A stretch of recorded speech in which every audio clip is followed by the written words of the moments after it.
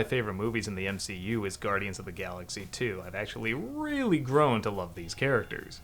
So as you can imagine, I was really excited to play Marvel's Guardians of the Galaxy on PS4. And in short, it's pretty damn good.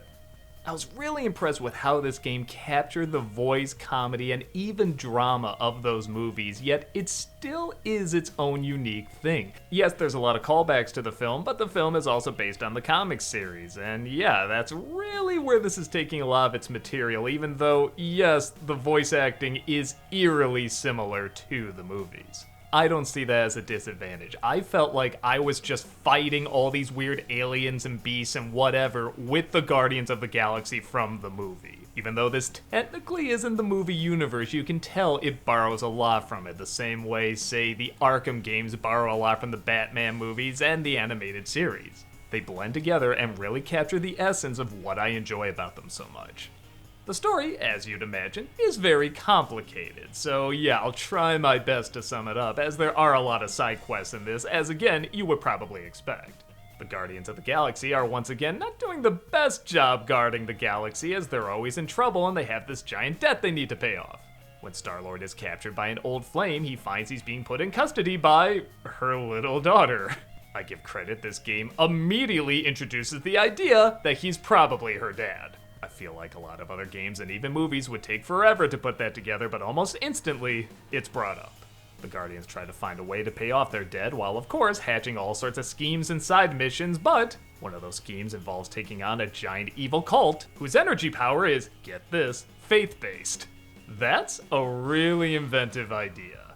As you'd imagine, this faith-based energy is being harnessed by this cult, to a point where even the most powerful beings in the universe who supposedly have control over everything are having trouble keeping control of it. Obviously, it's up to the Guardians to find a way to stop this cult while also trying not to be sucked into it themselves. I guess I'll talk more about the story and character elements first before I get into the actual gameplay. All the actors in this have a similar sound and acting style to the people in the movies, but it never feels like a straight-on ripoff.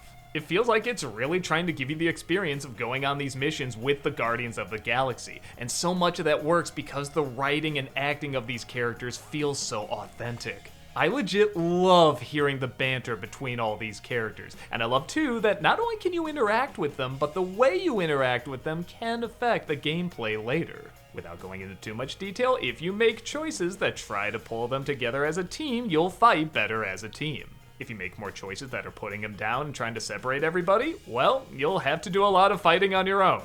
If you don't help somebody out, they won't help you out later. But what's so great about that is, some people might prefer that. There's a lot of people that like the challenge of taking on a lot more enemies and want to go in guns a-blazing on their own, and I think that's kind of cool that you have the option. And it's not something that affects the story right away. There might be a character that you say maybe keep them out or include them in, and they may not have any interactions until like 5 missions later. I think that is really clever storytelling that uniquely ties into what only a game can do. But I will say a lot of what the characters have to go through are interesting, but nothing really that new. There's a lot of stuff about choices that people have to make and an interesting fantasy being introduced where maybe the choices they made were different and they have their happily ever after and they have to make a choice whether or not they should take that or not. And it's all very effectively done with characters you really enjoy, but it is familiar. I can't think of anything challenging in this game that I can say, wow, that was new. I haven't seen that before. It's something that you can pick out from a lot of other games, and again, other movies and series for that matter. But it's still with these characters you really like, and if it's done well, I don't have a problem with it. Not every game has to be Last of Us or BioShock. The worlds in this game are so much fun to look at. I think if I had one gripe, I would say maybe I wish they got a few different designers. All of them start to have a similar look. But on that note, it's a look I never thought I would get into. There's kind of this Tetris blocky feel that a lot of these worlds have that, I don't know, if you told me about, I think that'd be kind of lame, but they really utilize it in a creative way to a point where I'm like, wow, maybe I should play Minecraft at some point. I never knew blocks could be made so interesting. But it doesn't all look like that either. Some levels are supposed to look gooey and gross, look appropriately disgusting. Dingy but technologically advanced marketplaces look appropriately scuzzy but still impressive. And it does look alien. It looks like something from another universe. There is structure to it, but it still looks very, very foreign and very new. Yes, there's callbacks to similar designs, but it really feels like you're in a different world, like they take those designs and they use it in a different way. I will admit though, I played this on PS4, and you can definitely tell this was made for PS5. There are times where you can tell they had to cut corners on some of the hair textures, and while there really weren't that many glitches, when they did pop up, they were enjoyably distracting.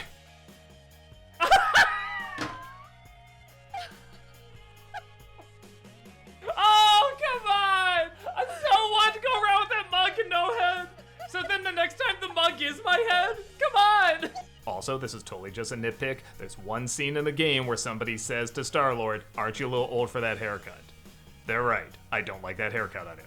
Not to say this haircut can't look good on other people, but this is a dude from the 80s. He has an 80s jacket. He's wearing 80s merchandise. He walks around with a friggin' Walkman. What the hell is he doing with this haircut? It doesn't make sense.